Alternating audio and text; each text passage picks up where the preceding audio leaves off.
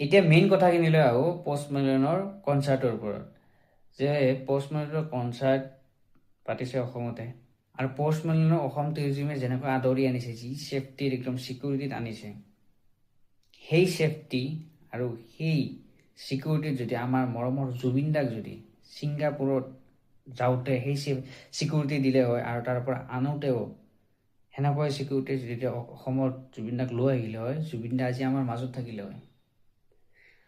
আৰু তেওঁ আছিল আমাৰ অসমৰ সম্পদ এটা, ইয়াতকৈ আৰু বেছি চিকিউৰিটি ৰাখিব লাগিছিল। বিহুত আমাৰ যোনবিলাক তেওঁ অনুৰাগী যায় অসমৰ, মানে তেওঁক ওচৰতে যাব নিদিয়ে, একদম মানে ঠেলিয়াই দিব, কিবা কৰি দিব। কিন্তু ইমান ডাঙৰ জাগা, ইমান ডাঙৰ ঠাই এটাত গৈছে ছিংগাপুৰত, কালি কি ছেফটিত নিছে? একোৱেই ছেফটি নাই। এতিয়া সেইটো কথা হ'ল, এইখিনি কথা হ'ল বাৰু। নেক্সট কথাখিনি হ'ব পাৰিছোঁ। আৰু মই এতিয়া যোনবিলাকে পষ্ট মেলনৰ শ্ব' চাব গৈছে, অডিয়েঞ্চবিলাকে কি কৈছে, মানে পষ্ট মেলনক বোলে ভাল লাগে বোলে, মানে চাইছে আৰু ভাল পায়, বহুত ভাল পায়, তাৰ গান ভাল পায়। বাৰু বুজিছোঁ। এতিয়া মই যিহেতু বহুত মানে গমেই পোৱা নাছিলোঁ কোন হয়, যিহেতু ইমান চোৱাও নাছিলোঁ। কিন্তু এতিয়া মই যিহেতু অলপ ৰিচাৰ্চ কৰি, নামটো শুনাৰ পিছত অলপ ৰিচাৰ্চ কৰিহে মই বস্তুবিলাক কওঁ।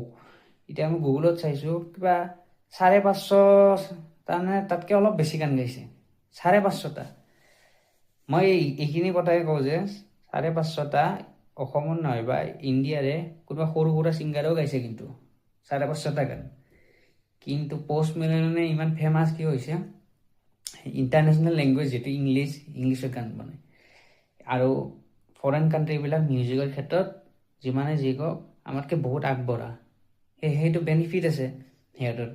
চ' সেইকাৰণে ইমান কম গান গায়ো সি বিশ্ববিখ্যাত হৈছে।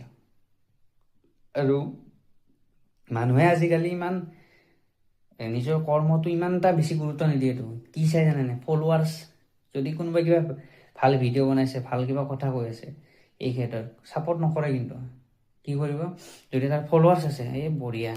এতিয়া পষ্ট মেলন গান গাইছে, 550টাতকৈ অলপ কিবা গাইছে, কিন্তু ফলোৱাৰ্ছ আছে, কিবা ফেমাছ, একদম মানে তাৰ গান ভালে লাগে। আৰু কি কৈছে, ষ্টেজত যি যি কৰে, মই নিজৰ ব্যক্তিগত কথা কৈছোঁ, তাক মানসিক বিকাৰগ্ৰস্ত, মোৰ সেনেকুৱা যে কিবা মানসিক যদি কিবা আছে, মানে প্ৰব্লেম কিবা এটা, ই যেনেকুৱা টাইপত থাকে, মই ভিডিঅ'বিলাক চাই কথাখিনি কৈছোঁ, অপেন গিলাচ লৈ মদ খাই থাকে, নিচা কৰি থাকে, মানে সেইবিলাক ভাল। আৰু এতিয়া এইবিলাক চাব